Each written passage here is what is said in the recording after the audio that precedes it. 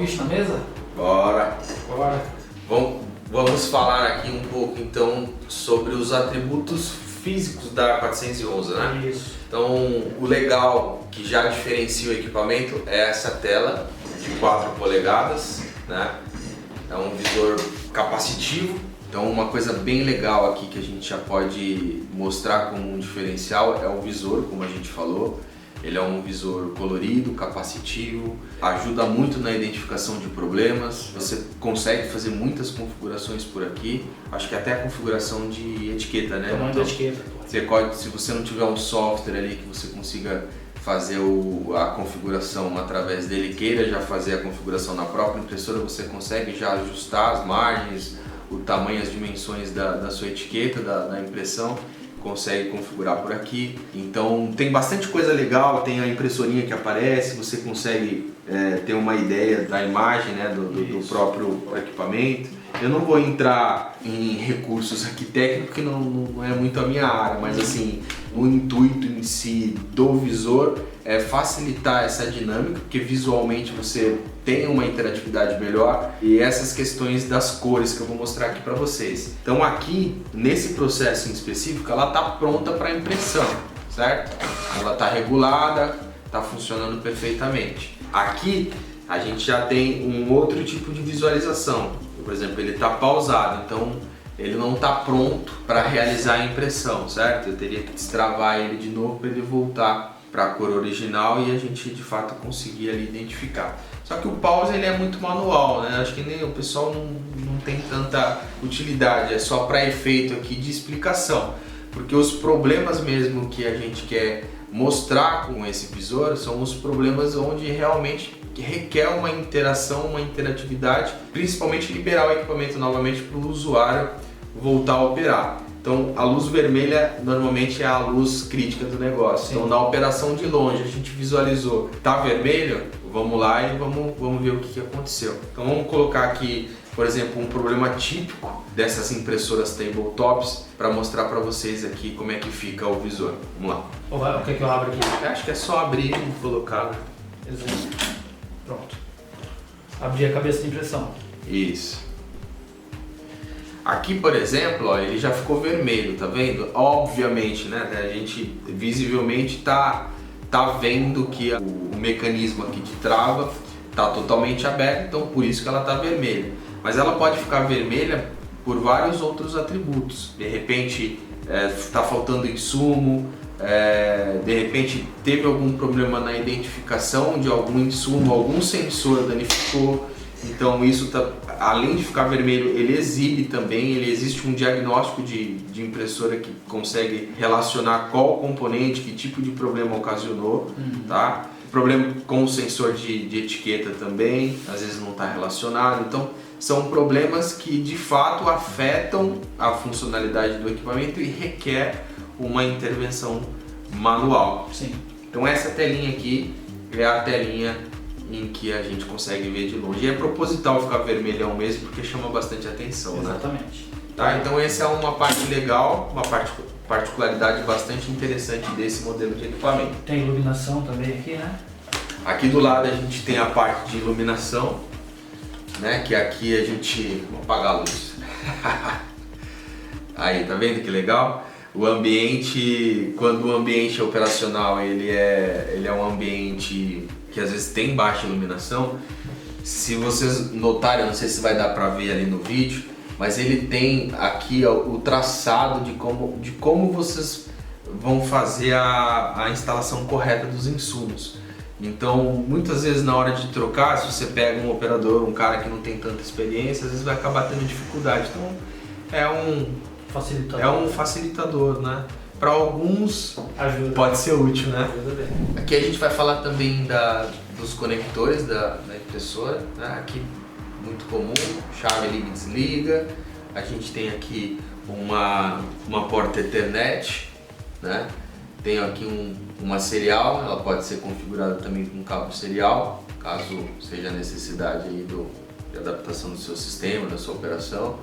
E a gente tem aqui o mais comum, que é o cabo USB, né, que é muito utilizado hoje, embora esse aqui, a porta Ethernet, traga mais recursos. o cabo AC, né, que é a conexão de energia.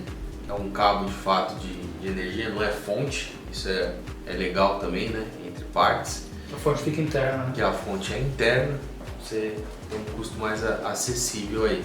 E pode ser utilizado, às vezes deu algum problema, está em algum ambiente, é fácil de encontrar o cabo, né? Para suprir essa necessidade.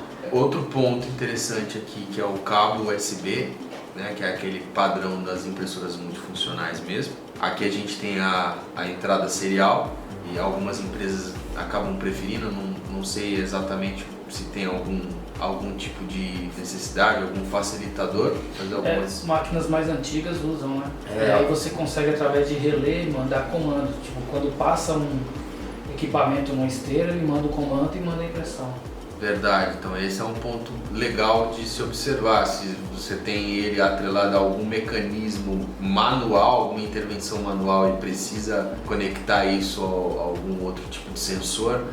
Talvez o serial é bacana, e se o seu sistema, às vezes são sistemas legados mais antigos, você pode usar uma impressora mais nova e ainda assim, né, ter o recurso do serial. E o Ethernet, para mim, é o recurso mais interessante, porque você tem um servidor de impressão e você tem também recursos para poder conectá-la à rede e fazer o gerenciamento em massa, subindo informações para um gerenciador, criando um dashboard de uso.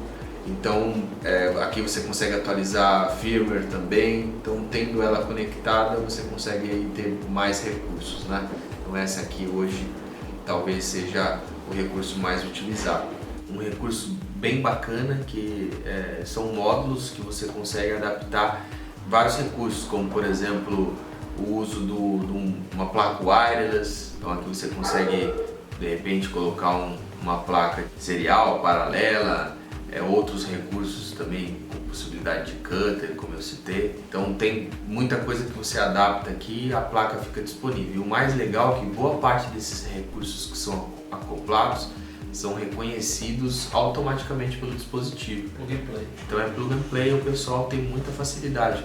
Você mesmo, o usuário, pode fazer a aquisição da peça, tirar os parafusos e às vezes, dependendo do tipo de acessório da placa que você vai conectar, você tem aí esse acesso facilmente, tá? Então, em geral, falando aqui da parte de conectores, é isso. Não tem muito mais do que a gente colocar, né?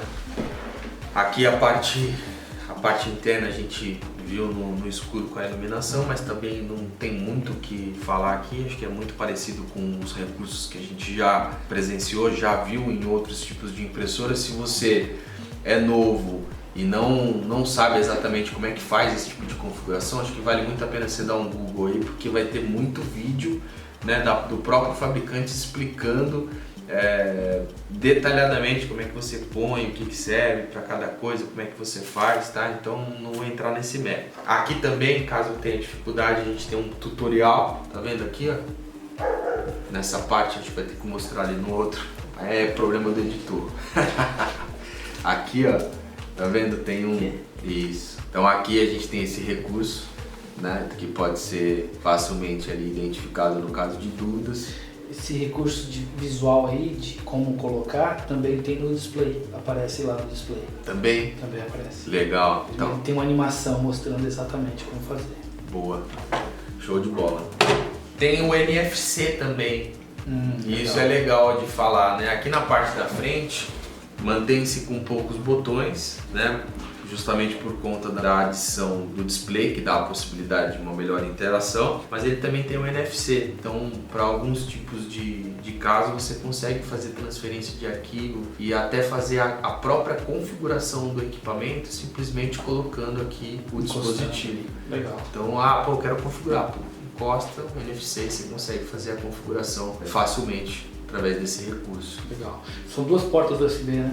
São duas portas USB, aqui é USB mesmo, tá? Essas duas portas elas são utilizadas para configuração realmente, então são dois recursos aí. Tinha muito, às vezes, de dar problema numa porta, então aqui você tem uma reserva que já ajuda no processo.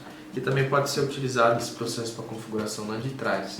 O legal, o bom é que muitas vezes, vamos dizer que você está na rede ou você está em algum lugar dentro da sua empresa que não tem aquela possibilidade de você trocar os arquivos, porque tem limitação de tráfego. Aí você põe um pendrive aqui, já foi. E aí você não precisa necessariamente desplugar o equipamento ou fazer algo do tipo, entendeu? Você já pode deixar, no caso de quem utiliza o cabo USB, não precisa tirar o cabo USB, mantém aqui o pendrive na porta da frente, faz o que você tiver que fazer, tira, e muitas vezes não atrapalha ali na utilização do equipamento, né?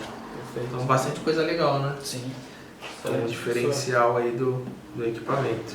Bom, pessoal, por hoje é isso. Se você tiver algum tipo de dúvida, entre em contato com a gente e a gente vai tentar resolver o seu problema ou te ajudar a escolher a melhor impressora para a sua operação. Mais uma vez, obrigado ao Philips, que é o nosso especialista aí, manja desde casco de navio até cruzamento de pernilongo. Não é tudo isso não, mas obrigado pelo reconhecimento. Até o próximo vídeo, pessoal. Um abraço, tchau.